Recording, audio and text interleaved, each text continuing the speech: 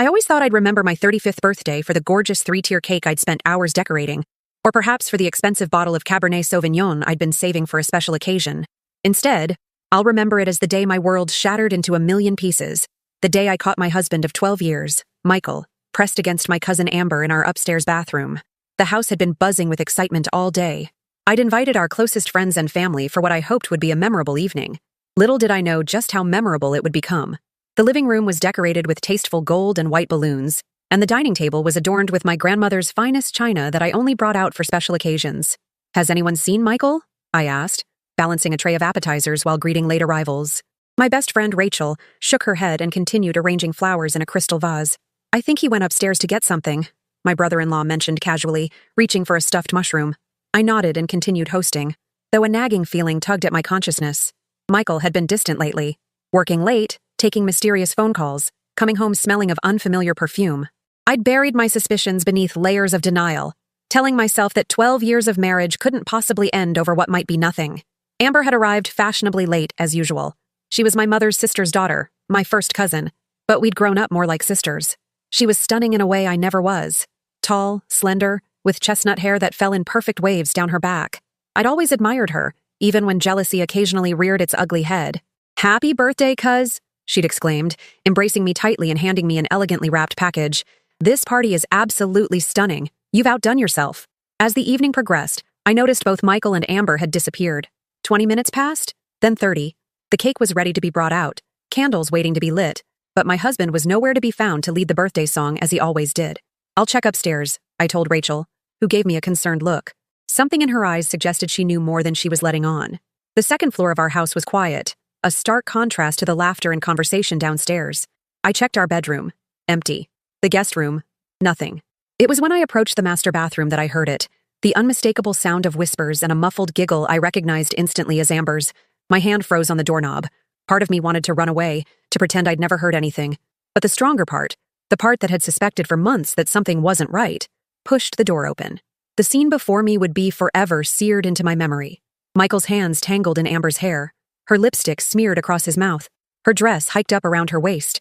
They were so engrossed in each other they didn't notice me at first. When they did, the look of horror on their faces might have been comical under different circumstances. "Emma!" Michael stumbled backward, nearly tripping over the bathroom rug. "This isn't— Don't you dare say this isn't what it looks like," I whispered, my voice eerily calm despite the hurricane raging inside me. "Because it's exactly what it looks like." Amber frantically adjusted her dress, her face flushed with guilt and something else. Was it excitement? The thrill of being caught? "Emma, please," she began, reaching toward me. "It just happened. In my bathroom? On my birthday?" I laughed, a hollow sound that didn't belong to me. "Things don't just happen, Amber." "How long?" Michael stepped forward. "Emma, let's talk about this privately." "How long?" Each word was a bullet. 6 months, Amber whispered, tears welling in her eyes. Crocodile tears, I thought bitterly. 6 months, half a year of lies, of kisses that tasted of deceit, of working late, and visiting family. 6 months during which I'd planned romantic dinners, worried about our dwindling intimacy, and blamed myself for not being enough. The party continued downstairs, oblivious to the implosion happening in my bathroom. I could hear someone calling my name, probably wondering where the birthday girl had disappeared to. "Get out," I said quietly. "Emma, please, I can explain." Michael started. "Get out!" I screamed, my composure finally cracking. "Both of you, get the hell out of my house!" They scurried past me like guilty teenagers, Michael grabbing his phone from the counter, Amber clutching her purse. I watched them hurry down the stairs, making weak excuses to bewildered guests about an emergency. Rachel found me moments later, sitting on the bathroom floor, staring at Amber's discarded earring. "Oh, Emma," she whispered, kneeling beside me. "I'm so sorry. I suspected, but I didn't know how to tell you." I looked up at her, something hardening inside me. "Don't be sorry. This isn't over." In that moment, as guests downstairs murmured in confusion and my birthday cake sat forgotten on the dining table, I made a decision. Michael and Amber thought they had humiliated me, broken me. They had no idea what was coming. As Rachel helped me to my feet, I caught my reflection in the mirror, eyes blazing with newfound determination. They would pay for every lie, every secret rendezvous, every moment of making me doubt myself. This wasn't the end of my story. It was just the beginning of their nightmare. The following week passed in a blur of lawyer meetings, ignored calls from Michael, and sympathetic casseroles from friends who'd heard about the spectacular implosion of my marriage. I moved through these days like a ghost, speaking when spoken to, nodding at appropriate moments, but my mind was elsewhere, meticulously planning what would come next. Michael had moved into a hotel downtown, texting daily apologies that grew increasingly desperate. Amber had fled to her mother's house in the next state, conveniently avoiding the fallout of her actions. They thought the worst was over. They were wrong. "You should consider therapy," my sister suggested over coffee, her eyes filled with concern. "Revenge won't make you feel better, Emma." I smiled and nodded, but internally I disagreed. Revenge wouldn't just make me feel better. It would restore the balance that had been so violently disrupted on my birthday. My first step was information gathering.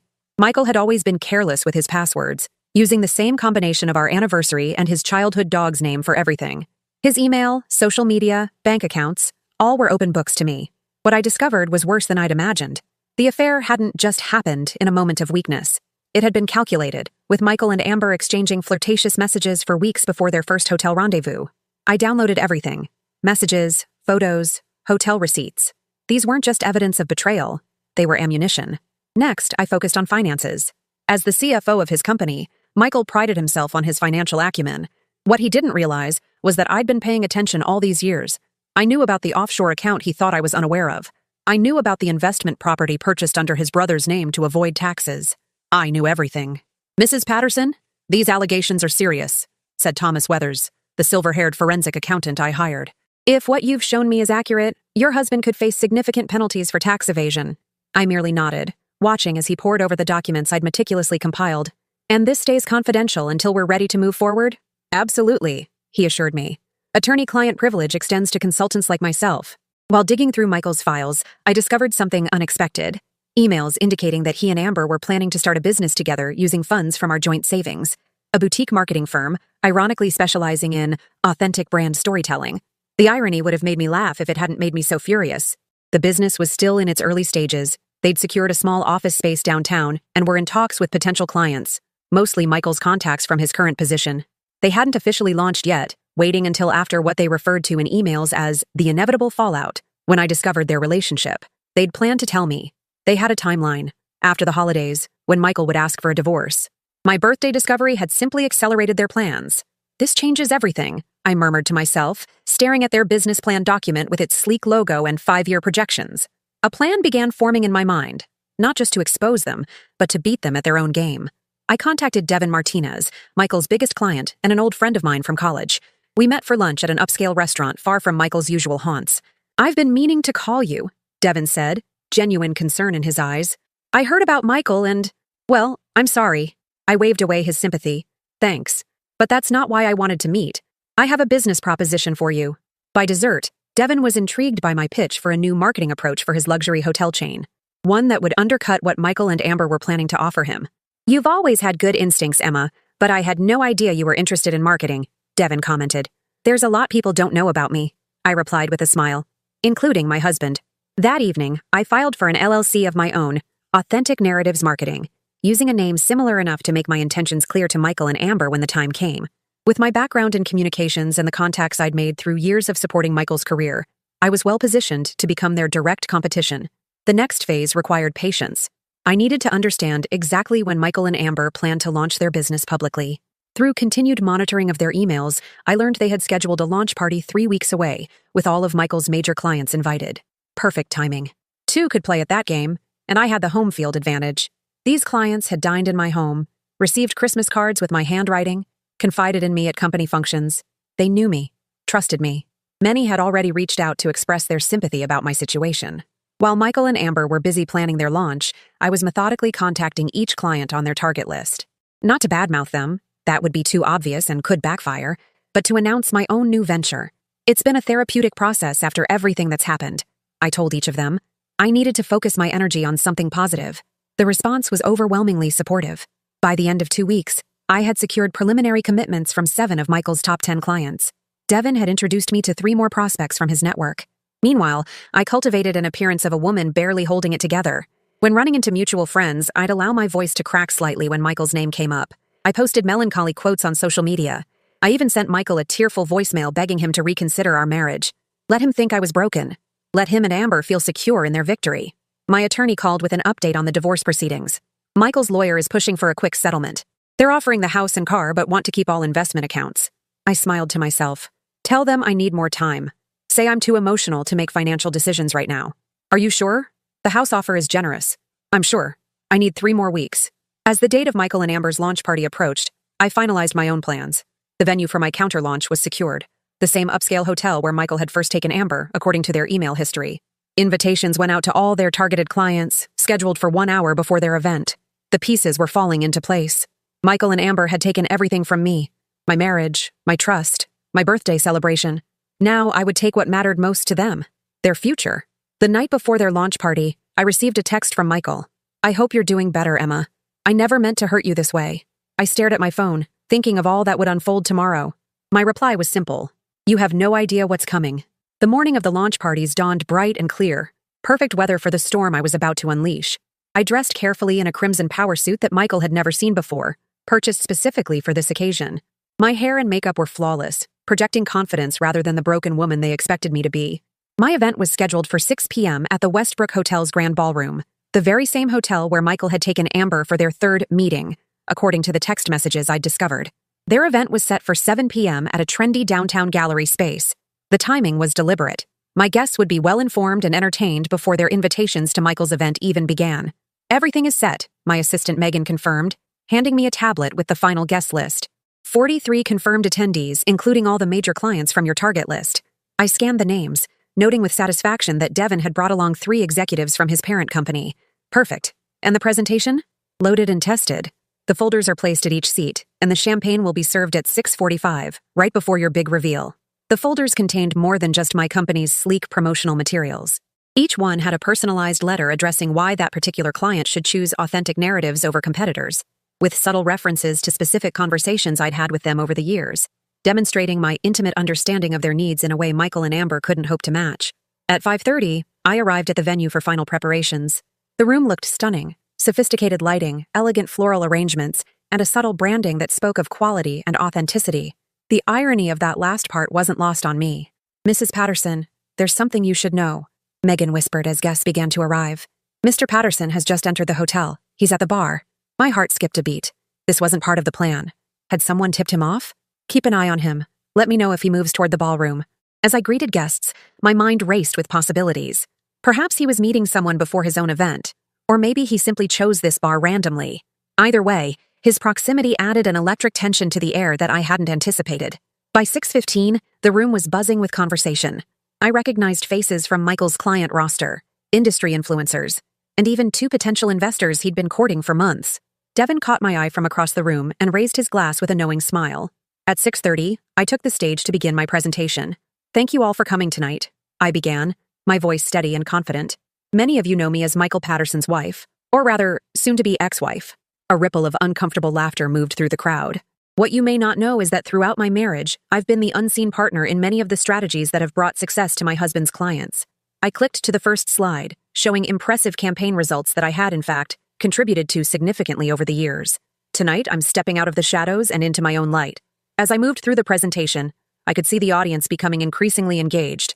These weren't just sympathy attendees. They were genuinely impressed by my expertise and vision.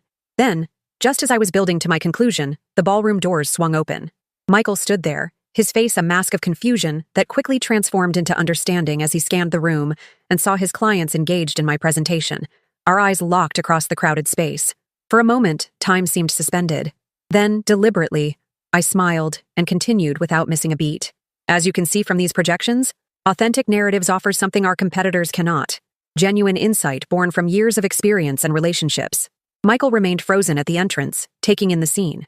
His clients raising glasses to me, the sleek branding of my new company projected on screens around the room, and the confident woman commanding the stage who bore little resemblance to the devastated wife he'd left behind.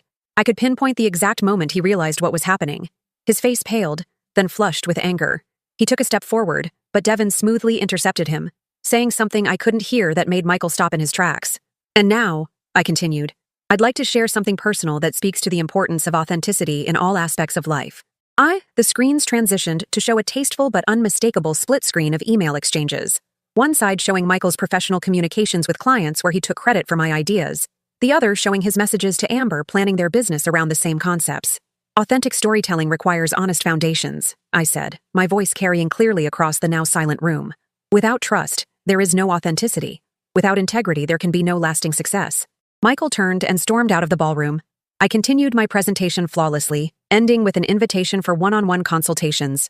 By the time champagne was being served at 6:45, I had secured verbal commitments from 11 clients, including Devon's entire network. At 6:55, my phone buzzed with a text from Megan, who had positioned herself near the gallery where Michael and Amber's event was to take place. Only 8 people have arrived. M&A arguing outside. I smiled to myself and slipped my phone back into my pocket, turning my attention to the hedge fund manager eager to discuss my proposal.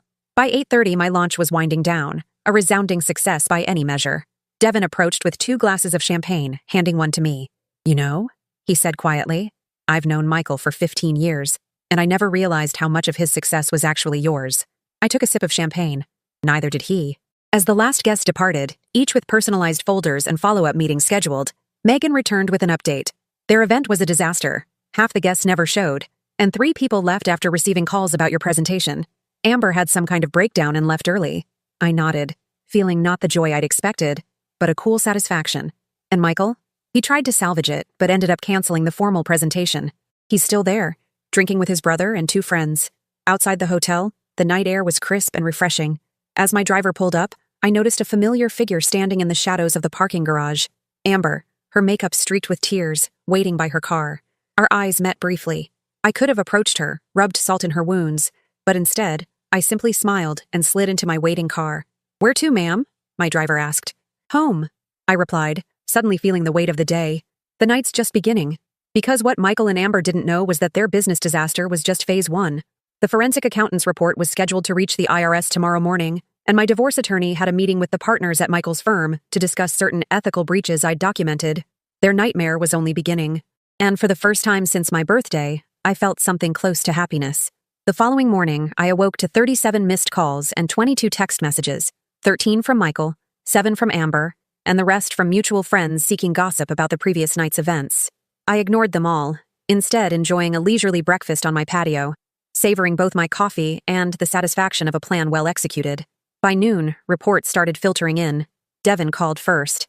"Emma, have you heard? The IRS showed up at Michael's office this morning. The whole floor is buzzing." I feigned surprise. "Really? That's unexpected." "Is it?" Devon's tone suggested he knew better. "Also, 3 more clients from last night called me asking for your contact information. Whatever you're doing, it's working." What I was doing was reclaiming my life. Piece by carefully orchestrated piece. My attorney called next. "The partners at Henderson and Reed received our documentation this morning. Michael has been placed on immediate administrative leave pending investigation." "How unfortunate," I replied calmly. "How did he take the news?" "According to my contact there, not well. Security had to escort him from the building." Michael's career had been built on his reputation for meticulous financial management and trustworthiness. That reputation was now in tatters. The offshore accounts and tax evasion wouldn't just cost him financially. They would destroy the professional image he'd spent decades cultivating. Around 2 o'clock, my doorbell rang.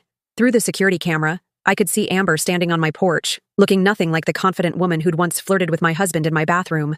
Her hair was pulled back in a messy ponytail, her face bare of makeup, her eyes red-rimmed from crying. I considered ignoring her, but curiosity won out. I opened the door, but remained in the doorway, blocking her entrance. "Emma, please," she began, her voice cracking. "You have to call off whatever you're doing. Michael's being investigated. They're saying he could face criminal charges." I regarded her coolly. "That's unfortunate.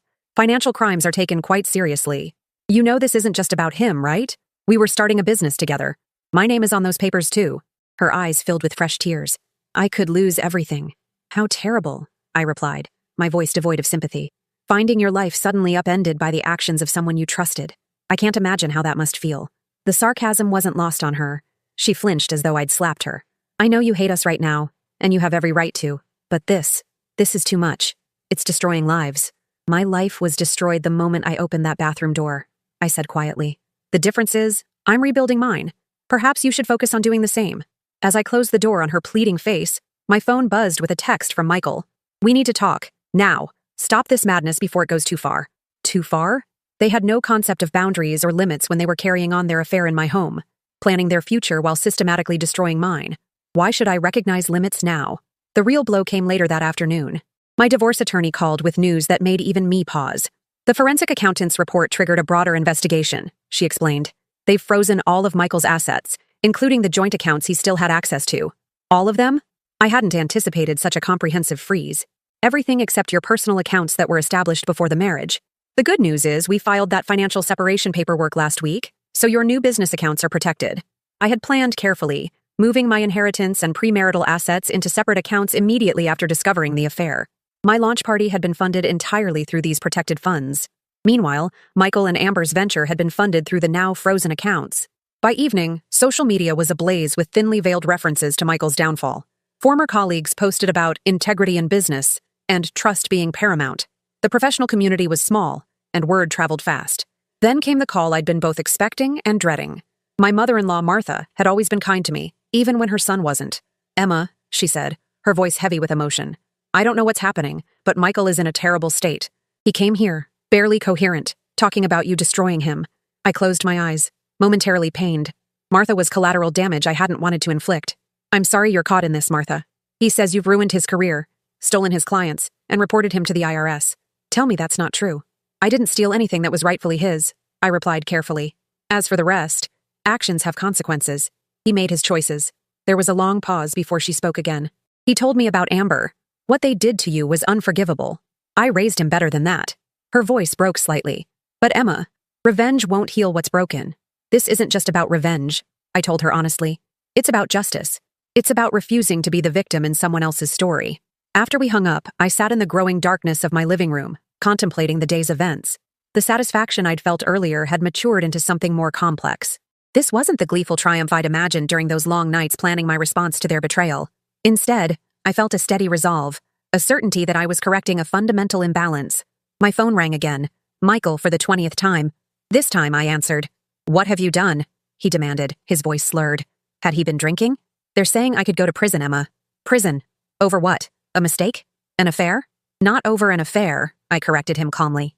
"Over tax evasion, financial fraud, and ethical violations in your practice. You did those things, Michael.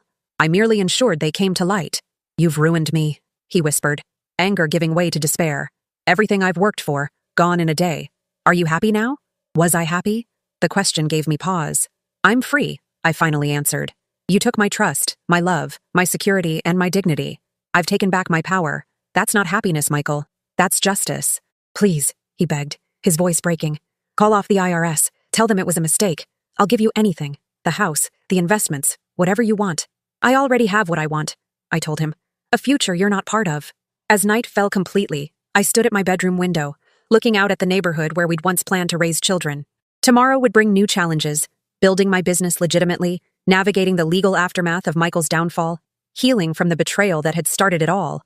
But tonight, in the quiet aftermath of chaos, I finally felt something I hadn't experienced since finding them together on my birthday. Peace. 1 year later, I sat at an outdoor cafe in a city 300 miles from where my marriage had imploded. The morning sun warmed my face as I sipped espresso and reviewed quarterly projections for Authentic Narratives Marketing, now a thriving boutique agency with offices in 3 cities. "Ms. Patterson?" A barista approached with a freshly baked croissant. "This just came out of the oven. On the house." I smiled my thanks, though I had legally reclaimed my maiden name, Emma Sinclair, 6 months earlier. The divorce had been finalized with surprising speed once Michael realized fighting me would only prolong his public humiliation. The aftermath of my revenge had been both more and less devastating than I'd anticipated. Michael had indeed faced criminal charges for tax evasion, eventually accepting a plea deal that included probation, significant fines, and community service. His professional licenses were suspended, and his former firm had distanced themselves completely, even removing his name from their past client successes. Amber had faced less severe legal consequences but equal social fallout. Her parents, longtime friends with my family, had publicly condemned her actions. She'd eventually moved across the country, attempting to rebuild her life away from the whispers and sideways glances. Devin had become my agency's biggest client and a trusted friend. "You know what impresses me most?" he'd said during our last strategy meeting. "Not the revenge, though that was admittedly spectacular, but what you've built afterward. That takes real substance." My phone buzzed with a text from my sister. "Happy birthday. Ready for tonight?" Today I turned 36, my first birthday since the catastrophic one that had changed everything. This year the celebration would be small. Dinner with my sister Rachel and 2 new friends I'd made since moving. No elaborate decorations, no 3-tier cake, no betrayal lurking in the bathroom. I'd chosen to mark this birthday with another milestone as well, the final sale of the house I'd shared with Michael. The closing was scheduled for this afternoon. By sunset, I would sever the last physical tie to my former life. As I finished my coffee, a notification appeared on my phone, an email from Martha, my former mother-in-law. We had maintained sporadic, cautious contact, both of us navigating the awkward terrain of caring about each other, while being on opposite sides of an unbridgeable divide. "Dear Emma," her message began, "I've been thinking about you as your birthday approaches. I want you to know I admire your resilience. Michael made his choices and is living with their consequences, as we all must. I hope this year brings you joy and continued success. With affection, Martha." Her words brought unexpected tears to my eyes. In the calculated execution of my revenge, I had prepared myself for hatred, for anger, for accusations, but not for understanding. Martha's capacity to acknowledge both her son's failings and my right to rebuild my life touched something within me that I'd thought had hardened beyond reach. People often asked if I regretted the extent of my retaliation, if I ever felt I'd gone too far. The truth was more complicated than a simple yes or no. I didn't regret exposing Michael's financial crimes. They were real violations that would have eventually surfaced. I didn't regret starting my own company and securing clients who recognized my value. Those actions were about self-preservation and creating a future. What I sometimes questioned in quiet moments was the calculated timing, the public humiliation, the cold precision with which I'd orchestrated his downfall to coincide exactly with what should have been his moment of triumph. Had that crossed the line from justice into cruelty? But then I would remember the bathroom door swinging open, the look on their faces, not just guilt, but the flicker of excitement at being caught, the thrill of the forbidden. I would remember the emails I'd discovered, planning their future together while plotting how to minimize what they owed me from the past. In those moments, my resolve would return. After breakfast, I walked to my office, a bright, airy space overlooking a tree-lined street, nothing like the corporate environment where I'd once lived in Michael's shadow. My team of 8 greeted me warmly as I passed through to my office. "The Anderson proposal is ready for review," my assistant mentioned, following me in with a folder. "And there's been another inquiry about acquisition from that marketing group in Chicago." I nodded, taking the folder. 3 different agencies had approached me about buying my company in the past 2 months. I'd built something valuable from the ashes of betrayal, something entirely mine that others now coveted. After work, I signed the papers transferring ownership of the house, feeling a weight lift as I handed over the keys. The new owners were a young family with twins, excited about the large backyard and good school district. The home deserved a fresh start with people unburdened by its history. That evening, as promised, I celebrated my birthday quietly with my sister and friends at an intimate restaurant I'd discovered since moving. The conversation flowed easily, punctuated by genuine laughter. Not the forced socializing of previous birthdays where I'd worked so hard to create a perfect image of marital bliss. "A toast," my sister said, raising her glass. "To Emma, who taught us all that endings are just disguised beginnings." Later, walking home under a canopy of stars, I reflected on everything that had transpired since last year's birthday disaster. The revenge I'd executed had been thorough, perhaps even ruthless, but it hadn't been the end of my story. It had been a painful, necessary transition chapter. The real victory wasn't in destroying what had hurt me. It was in discovering that beneath the persona of Michael's wife had been a woman of strength, intelligence, and determination all along. Someone capable not just of calculated retribution, but of authentic reinvention. I unlocked the door to my new apartment. Smaller than the house, but filled with furniture and art I'd chosen myself. Spaces designed for my comfort rather than impression management. On the entry table sat a small gift box I'd placed there that morning, a present to myself. Inside was a delicate silver bracelet engraved with coordinates, not of a meaningful location, but of the exact position of the stars on this night, my rebirth birthday. A reminder that navigation is always possible, even after losing your bearings completely. As I clasped it around my wrist, my phone chimed with a text message from an unknown number. "I know it's your birthday. Despite everything, I hope it's happy. M." I stared at the message for a long moment before deleting it without response. Some chapters were better left closed. The woman who had screamed in that bathroom a year ago would have agonized over that text, reading into every word, searching for hidden meanings or reconciliation possibilities. The woman I had become simply acknowledged it as a final echo of a finished story. My revenge had been thorough, perhaps even merciless. But in executing it, I had discovered something crucial. The opposite of love isn't hate, it's indifference. And I had finally arrived at that peaceful shore. Tomorrow would bring new clients, new challenges, perhaps even new relationships eventually. But tonight, on my 36th birthday, I celebrated the most important relationship I had recovered, the one with myself. Sometimes, rising from betrayal's ashes requires scorching the earth first. What grows afterward is entirely up to you.